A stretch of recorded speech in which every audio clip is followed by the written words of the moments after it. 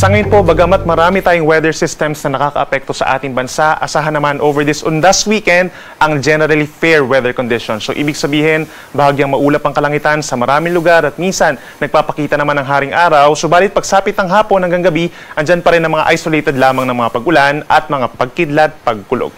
Sa ngayon po sa may Southern Luzon, Visayas and Mindanao, andyan ang Intertropical Convergence Zone o yung ITCZ. Banggaan po yan ng hangin from the northern and southern hemispheres. Pero sa ngayon po at sa mga susunod pa na araw, hindi magiging ganun kalalakas sa mga pag-ulan dala nitong ITCZ. Samantala, yung northeast monsoon or amihan, nandun lamang din sa may extreme northern Luzon, hindi pa siya bumababa, nakakaapekto at nagdadala ng may hinang ulan dito sa may Batanes, habang yung shear line hindi pa rin ganun kaaktibo, nagdadala lamang ng mga kalat-kalat na ulan and thunderstorms somewhere sa may Cagayan, Isabela and Aurora sa susunod na 2 araw. Samantala, along this intertropical convergence zone, meron po tayong namataang 2 low pressure areas. Yung isa, panibago lamang po, kabubuo lamang po kaninang alas 2 ng hapon. As of 10 or as of 3 in the afternoon ay nasa 160 kilometers west-southwest po ito ng Coron, Palawan. Hindi naman siya inaasahan na magiging isang bagyo at papalayo ng ating kalupaan. Nagdadala pa rin ng mga pag-ulan overnight dito sa may Palawan.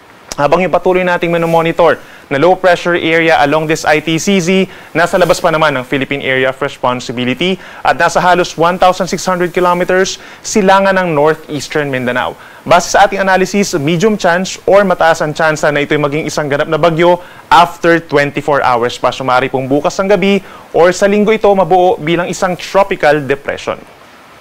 Base pa rin sa latest tropical cyclone threat potential forecast ng Pag-asa, sa susunod po na 7 araw, ito yung nakikita natin ng mga potential disturbances, no? So itong low pressure area sa may West Philippine Sea, kung mapapansin po nila, moving away from our country towards central and southern Vietnam po, so wala itong magiging direktang epekto over this weekend. Samantala, yung ikalawang low pressure area, ito yung mataas ang chance na maging bagyo, posible itong pumasok pagsapit po ng linggo or Lunes as a tropical depression or tropical storm. Sa pagpasok po nito, papangalanan natin ito na Bagyong Tino o yung magiging pang-20 bagyo na for this year at unang bagyo for 2025. Nakikita natin by Monday and Tuesday, mananatili dito sa may silangan ng Caraga Region itong nasabi nating potential na bagyo at pagsapit ng Tuesday hanggang Thursday, ito yung crucial part kung saan posibleng tumawid po itong si Pre-Tino dito po sa may Visayas and Southern Luzon, lalo na dito sa may parteng Mimaropa, no, base dito sa ating latest tropical cyclone threat potential forecast.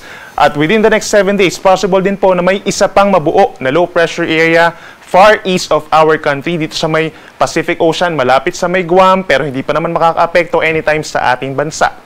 Patuloy po magantabay, possible pang mabago yung scenarios natin regarding dito sa ating mga binabantayan na weather disturbances, especially dito kay Bagyong Tino, na nakikita natin na hindi lang siya definitely hindi 100% po natatama ito sa ating kalupaan sa susunod na 3 hanggang 4 na araw. So may chance pa rin na lumis ito ng direksyon or manatili stationarily dito sa may east ng ating bansa sa kalagitnaan po ng susunod na linggo. So lagi magantabay sa ating mga updates. Para naman bukas, All Saints Day, November 1, asahan pa rin ang mga pag-ulan in some areas lamang of Luzon dahil po yan sa shear line. Mataas ang tsansa ng ulan sa may Cagayan, down to Isabela and lalawigan ng Aurora. Magbaon po ng payong kung lalabas ng bahay, may mga kalat-kalat na ulan and thunderstorms morning hanggang sa gabi, so hindi po siya tuloy-tuloy. Asahan din ang mahihinang ulan dito sa may Batanes, epekto naman ng northeast monsoon or hanging amihan. Habang natitirang bahagi po ng Luzon, kabilang ang Metro Manila, aasahan naman yung bahagyang maulap at minsan maulap na kalangitan. So halos katulad the weather conditions as today, October 31, at sasamahan pa rin po yan ng minsang maulap na kalangitan at mga pulu-pulo lamang ng mga pag-ulan at pagkidlat, pagkulog. At the same time, by tomorrow, mainit at maalinsangan sa maraming lugar sa Luzon. For Metro Manila, 32 degrees Celsius. Sa may Lawag, Ilocos Norte, hanggang 34 degrees po, no? Habang dito naman sa may Tagaytay, hanggang 29 degrees lamang. At pinakamalamig pa rin sa may Cordillera Region, sa may Baguio City, 17 to 25 degrees Celsius. Sa ating mga kababayan po dito sa Palawan, dahil dun sa low pressure area, madaling araw hanggang umaga asahan yung maulap na kalangitan at meron ding kalat-kalat na ulan sa Palawan na eventually mababawasan po pagsapit ng tanghali hanggang sa gabi. Habang dito naman sa Visayas, asahan by tomorrow ang fair weather conditions. Partly cloudy to cloudy skies po tayo umaga hanggang gabi at mas mataas ang tsansa ng mga pag-ulan at mga localized thunderstorms. Pagsapit po ng hapon hanggang gabi, lalo na dito sa may northern Samar and eastern Samar. Ang temperature natin sa may Cebu City hanggang 32 degrees, Puerto Princesa hanggang 30 degrees Celsius. At sa ating mga kababayan po sa Mindanao, magiging fair din po ang ating panahon. No? So ibig sabihin nga, bahagyang maulap in general ang ating kalangitan umaga hanggang hapon. May mga lugar, lalo na sa mga kabundukan po na nagkakaroon ng mga kaulapan at sasamahan din yan ng mga isolated na ulan lamang. Dito sa may Zamboanga City hanggang 32 degrees sa tanghali, habang sa may Davao City hanggang 31 degrees Celsius. So sa mga nagtatanong po, no, kung kailan nga ba best na pumunta sa mga sementeryo para sa mga namayapan nating kamag-anak, asahan po natin sa umaga yung best weather conditions. No? Pero pagsapit ng tanghali, mas kakaunti yung tao dahil nga mas mainit at maalinsangan ng panahon. So make sure na meron dalang pananggalang sa init. Sa dakong hapon hanggang sa gabi, best din naman in terms of temperature, hindi ganun kainitan, pero magdala ng payong para sa mga localized thunderstorms. Para naman po sa lagay ng ating karagatan, over this weekend, we're not seeing po na magtataas tayo ng gale warning or yung mga possible sea travel suspensions, information sa ating mga kababayan na naglalayag at uuwi sa kanilang mga probinsya. No? Pero pagsapit dito sa may Northern Luzon, dahil po medyo nandun pa sa may extreme northern Luzon, sa may Batanes yung amihan natin, medyo maalon pa rin ang karagatan. 1.5 hanggang possible 3 meters kapag malalakas ang mga pag-ulan. Habang dito naman sa may West Philippine Sea, dito sa may Philippine Sea or Pacific Ocean, 1 metro ang maximum wave height. Nasa kalahating metro naman dito sa may Sulu Sea, Moro Gulf, and inland seas. At kapag may mga thunderstorms, medyo tumataas lamang yung mga pag-alon, pero wala sa mga itong reason para magkaroon tayo ng mga sea travel suspensions. At para naman sa lagay ng ating panahon pa sa susunod na 3 araw, over Sunday, that's All Souls Day, halos katulad pa rin na weather conditions as November 1 yung ma-experience ang ating mga kababayan po dito sa Luzon. So for Cagayan Valley, Aurora, itong mga nearby areas sa may Cordillera region such as Apayao and Kalinga, maulap pa rin ang kalangitan, may mga kalat-kalat na ulan and thunderstorms dahil pa rin po yan sa shear line o yung banggaan ng mainit at malamig na hangin. Ang natitirang bahagi ng Luzon, that includes Metro Manila, ganun pa rin, fair weather conditions or partly cloudy to cloudy at may chance pa rin ng mga isolated thunderstorms.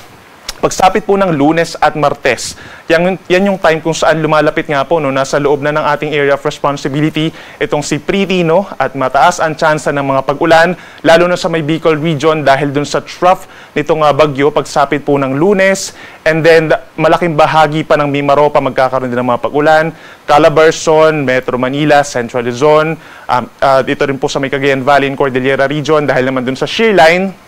At aasahan naman yung mga mahihinang pag-ulan over Ilocos region. Lunes po yan, no, magbaon ng payong kung kayo babalik po sa kanilang mga trabaho at maging sa eskwela.